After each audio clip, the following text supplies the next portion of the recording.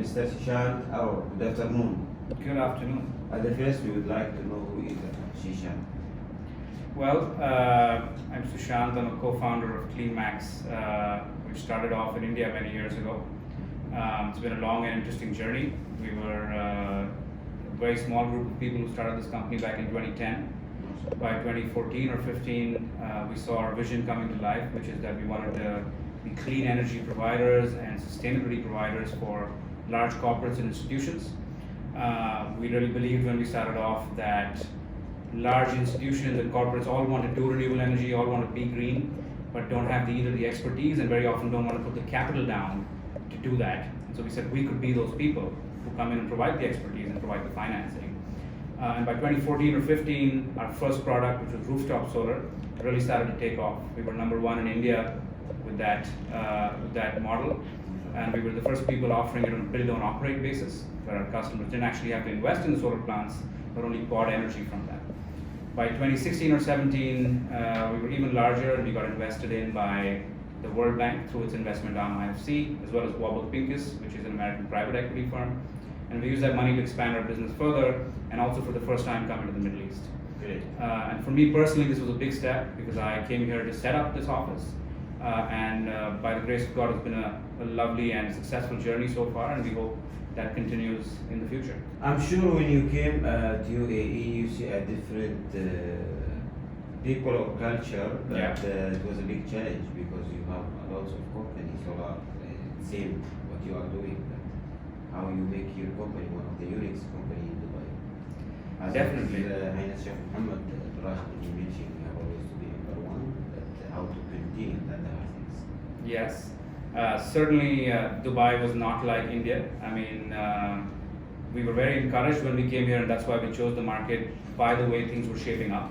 As you mentioned, the vision for Dubai by His Highness Sheikh Mohammed bin Rashid was very clear that a lot of solar would happen in Dubai, that a lot of renewables would happen in Dubai. And there was a really good renewable energy policy, in particular the DIVA's Shams Dubai, which is a net metering policy, which was encouraging the companies like us to come and set up. And yes, we did find that many things were different. We had to raise our game to participate in this market. The standards of construction, the standards of electrical design, the professionalism expected by the customers, all of them were higher, more stringent than what we've been doing back in India.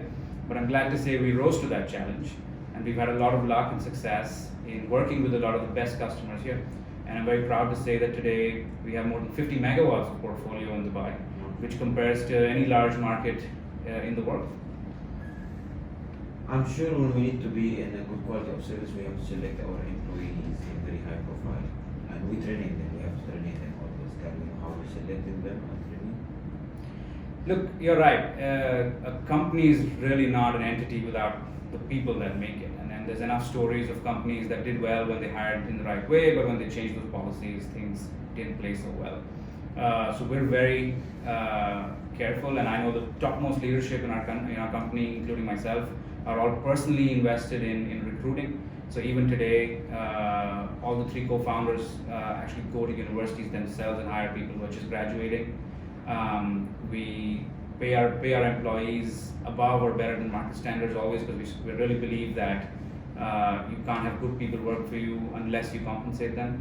I'm also very proud to say that 90% or more of employees in our company are ESOP holders. So they're not just employees, but they hold shares, and they're really owners of the company, and that's a motivating factor for all of them. And of course, there's constant mentorship, constant training, constant leadership. I always tell the people who work with me that in 2-3 years, I want you to be doing my job so that I can move on to something bigger and better, and then we can all progress in that way. So that's really our culture, and that's how we encourage our people. Can we know where we find CleanMax after sales service? How you support your customers? Well, look, this business is one where we actually own most of the solar plants, and we run them for 20-25 years, which is their life. Our customers don't actually buy these from us, they only buy the output, which is electricity, right? And so to that extent, if these plants don't run, if they don't have good service, don't have good operations and maintenance, we actually make no money, because we never make money by installing the plants, we make money by running them. So for us, this is the most important part of the business, and even more so than our customers, I presume. And so we have a dedicated asset management team, right? These are people who run all the 800 megawatts of plants that we have running today. They use very high-end remote monitoring software. This is something that we took 18 to 24 months to develop, and it measures the output of plants and every parameter in them every 15 minutes and relays them to a central database, right? We have a global operations center where a number of well-trained executives are looking at these screens, they're monitoring how these plants are doing, and the moment something goes wrong, there's an alarm that goes off, and they actually communicate this to regional teams to go and fix this at site, right? So for us, running solar plants is really our business.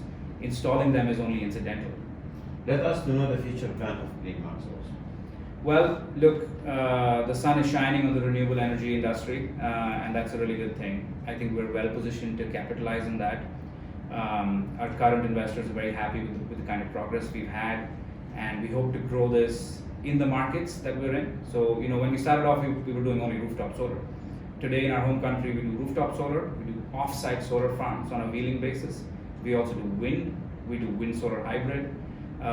We're also now looking very carefully at energy efficiency as well as battery storage. So we're growing the kind of offerings we have. And what we always say is, look, we're not a solar company or wind company.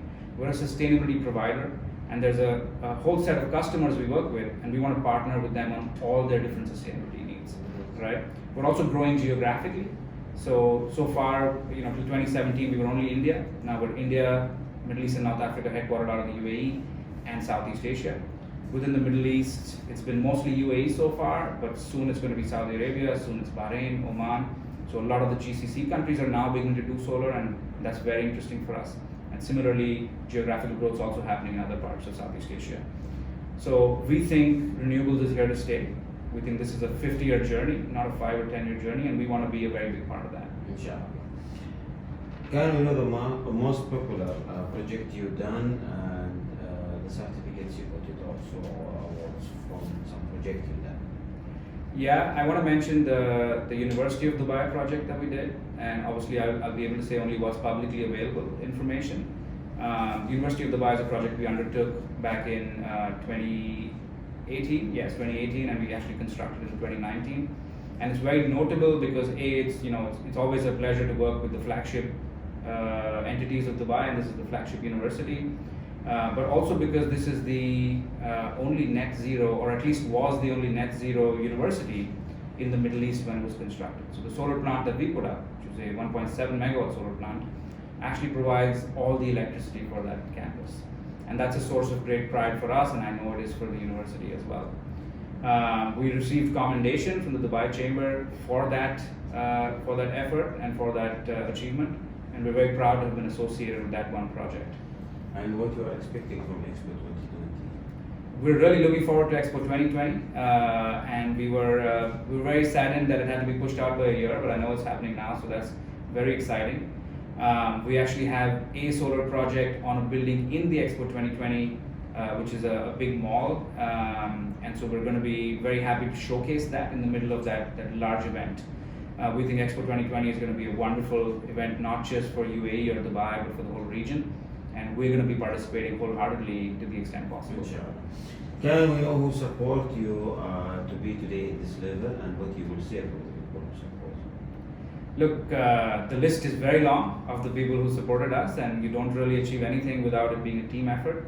But I do want to mention a few that have helped this office, which is our Middle East and North Africa headquarters, to grow. I definitely want to mention DEWA, who've come up with what is, I think, one of the best net metering policies in the world. We've seen a lot of net metering policies in India and Southeast Asia, and while they are also good, DEWA's net metering policy is the one with the least constraints on developers, the most smooth process in terms of approvals, the clearest guidelines in terms of technicals, and I think that's the biggest reason that people believed back in 2016 and 2017 that Dubai can be a solar market. And 4 years down the line, it's very clear that it has now become one of the dominating rooftop solar markets in the region and maybe even the world. So that's a big one. I also want to thank the Dubai government and His Highness Sheikh Mohammed bin Rashid for Dubai, for the vision for Clean Dubai, which says that Dubai will be 25% clean energy by 2020, 50% by 2050, and 75% by 2075. These are very ambitious targets. But just like other things in Dubai, the ambitious is often achieved, and to that extent, the 2020 target is already met, and 2050 will also hopefully be met. But that kind of vision really sends the message to everyone that look, this needs to be done, and to that extent, it's happening now. Big thanks to them also from our side, and big thanks to you for your time to do the Emirati program. Thank you very Thank you much so for your much. time. Appreciate it.